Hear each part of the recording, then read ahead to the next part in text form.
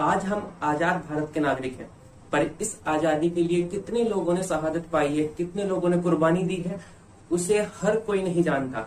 इस बार 15 अगस्त पर एक ऐसी मूवी रिलीज हुई है जिसका नाम है शेरशाह, जो कैप्टन विक्रम बत्रा की जिंदगी पर आधारित है, जिन्होंने कारगिल युद्ध में वीर गति प्राप्त की थी। ये कारगिल युद्ध के परमवीर चक्र विजेता भी रह चुके हैं। तो ये मूवी फोकस करती है पूरी इन्हीं के जीवन पर, इनकी पर्सनल लाइफ से लेके प्रोफेशनल लाइफ तक सब कुछ दिखाती है हमको। तो क्या क्या इनकी जिंदगी में हुआ, कैसे इन्होंने पाकिस्तानी सेनाओं के छक्के छुड़ाए, इन सब बातों पर ये फोकस करती है। तो मूवी कैसी रही है, फिल्म के जो निर्माता निर्देशक है किस हद तक सफल हुए हैं इस मूवी को हम हमारे सामने प्रेजेंट करने के लिए, विक्रम बत्रा की जिंदगी को हमारे सामने दिखाने के लिए कितना असल दिखाया है, कितना बनावटी है, इन सब बातों पर चर्चा करते हैं। हेलो फ्रेंड्स, मैं हूं आपका दोस्त नौशाद अली और स्वागत करता हूं आपका आपके अपने YouTube channel crack mind Ali में। अगर अभी तक चैनल को सब्सक्राइब नहीं किया है तो जल्दी से सब्सक्राइब कीजिए और बेल आइकन प्रेस कर लीजिए ताकि आने वाली वीडियो की नोटिफिकेशन पहुंचे सबसे पहले आपके पास। तो चलिए वीडियो स्टार्ट करते हैं।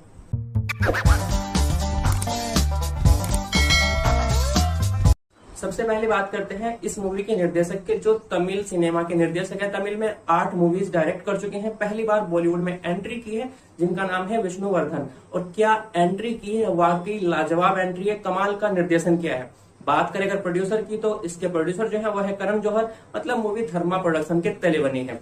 अब अगर बात करें स्टार कास्ट की, तो इसमें आपको देखने को मिल जाएंगे सिद्धार्थ मल्होत्रा, जिन्होंने कैप्टन विक्रम बत्रा की भूमिका निभाई है। साथ में देखने को मिलेंगे कियारा आडवाणी, जो उनकी प्रेमिका डिम्पल के तौर पर हमारे सामने दिखाई दी है। अब बात करें मूवी की कहानी की, तो अगर आप पहले से ही जानते हैं कैप्टन विक्रम बत्रा की जिंदगी के बारे में, तो फिर आपको कुछ नया इसके अंदर देखने को नहीं मिलने वाला। पर जो लोग नहीं जानते उनके लिए मैं बता दूं कि ये कैप्टन विक्रम बत्रा की जिंदगी पर फोकस करती है। बचपन से लेकर जब उन्होंने वीरगति प्राप्त की तब तक पूरी उनकी जिंदगी दिखाती है।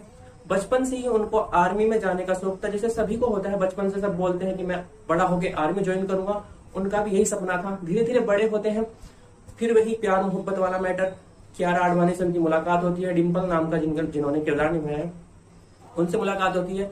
बात पहुंचती है लड़की के घर वालों तक। फिर वही बात जो हर किसी की जिंदगी में आती है कि लड़का करता क्या है, कितना कमा लेगा, तुम्हें खुश रख पाएगा या नहीं, ये सब बातें आती है। डिम्पल अपने घर वालों को बताती है कि लड़का आर्मी ज्वाइन करने वाला है, और आर्मी ज्वाइन करने के बाद जिंदगी में कितना चेंजेस आ जाता है ये तो किसी को बताने की जरूरत ही नहीं है। खैर, घर वाले धीरे धीरे मान जाते हैं। जो हमारे कैप्टन विक्रम बत्रा है वो आर्मी ज्वाइन करते हैं, पहली लड़ाई पर जाते हैं और उसको जीतते भी हैं। फिर उनका इंटरव्यू होता है, इंटरव्यू घर वाले बैठकर देखते हैं टीवी पर, उनके घर वाले भी और डिम्पल के घर वाले भी सब देखते हैं और खुद को गौरवान्वित महसूस करते हैं। फिर ऐसी कहानी आगे बढ़ती है, उनको लेफ्टिनेंट कर्नल की उपाधि मिल जाती है। आगे फिर कारगिल युद्ध दिखाया गया है जिसमें वो वीर गति को प्राप्त होते हैं। तो इस तरह उनकी पूरी जर्नी इस मूवी के अंदर हमको दिखाई गई है। अब बात करें मूवी किस हद तक सफल होती है, तो अगर ओवरऑल मूवी की बात करूं तो पूरी तरह से मूवी उन पर फोकस करती है और बखूबी कमाल की ये मूवी बनाई गई है।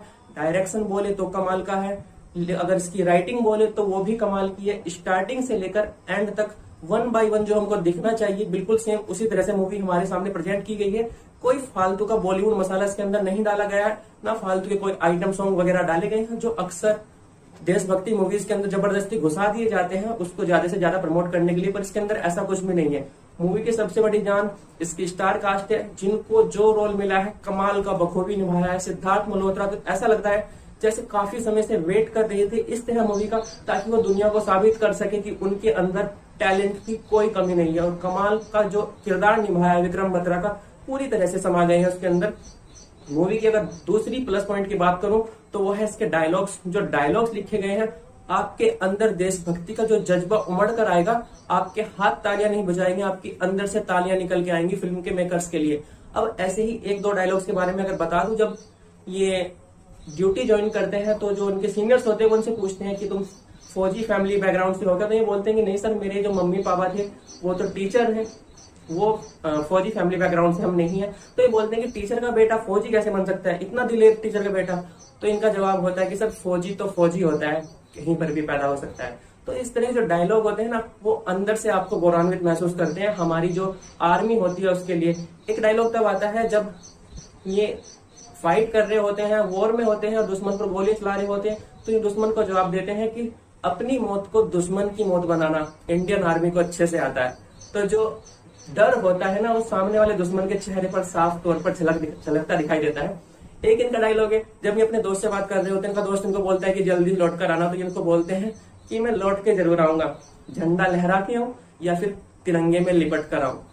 जो ऐसे डायलॉग होते हैं ना, वो हमारे अंदर से ना देशभक्ति का जज्बा जो बाहर निकालते हैं, अंदर रूह तक हमारी तालियां बजाती है अपनी इंडियन आर्मी के लिए कि उन्होंने हमारे लिए जो किया है ना, उसका एहसान तो कभी भी हम उतार नहीं सकते। बस यही है कि उनके लिए जितनी दुआएं की जाए वही बहुत कम है। खैर, अगर बात करूं आगे मूवी की, तो मूवी में फालतू का कुछ भी नहीं घुसाया गया है। बस जिस पर फोकस किया गया है, शेर शाह जो उनका जो कोड नेम था, उसी पर पूरा फोकस किया गया है। फालतू का कुछ भी नहीं घुसाया गया है।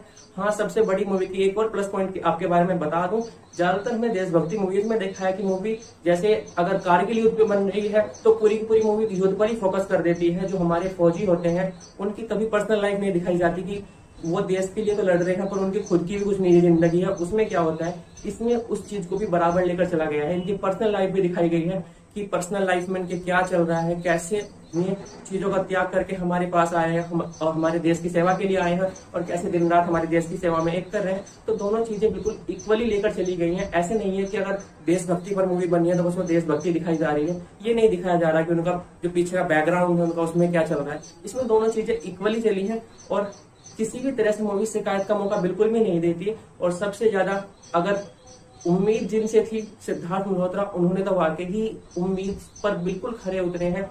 और अगर इस तरह की आगे उनके पास मूवी आती है तो बंदे ने अपना एक दावा ठोक दिया है कि मैं सबसे बेटर करने की हिम्मत दिखाता हूं, और उसमें बिल्कुल बाकायदा कामयाब होकर उभरे हैं। खैर, अगर आपने ये मूवी देखी है तो आपको ये मूवी कैसी लगी है? वैसे इस बार 15 अगस्त पर 3 मूवी रिलीज होनी है। शेर शाह और भुज पहले रिलीज हो चुकी है, बेल बॉटम भी रिलीज होनी है।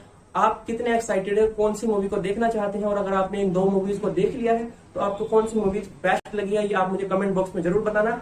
ये वीडियो अगर आपको अच्छी लगी हो तो प्लीज इसको लाइक करना, शेयर करना। चैनल पर पहली बार आए हैं तो इसको भी सब्सक्राइब करके बेल आइकन जरूर प्रेस कर देना। मैं मिलूंगा फिर अगली वीडियो में, क्योंकि बेल बॉटम आने वाली है, उसका भी रिव्यू करना है, आपके सामने लेकर आना है कि मूवी कैसी है, अच्छी है कि बुरी है। तो तब तक के लिए इंतजार कीजिए। अभी चलता हूँ, अल्लाह हाफिज, दुआ में याद रखना।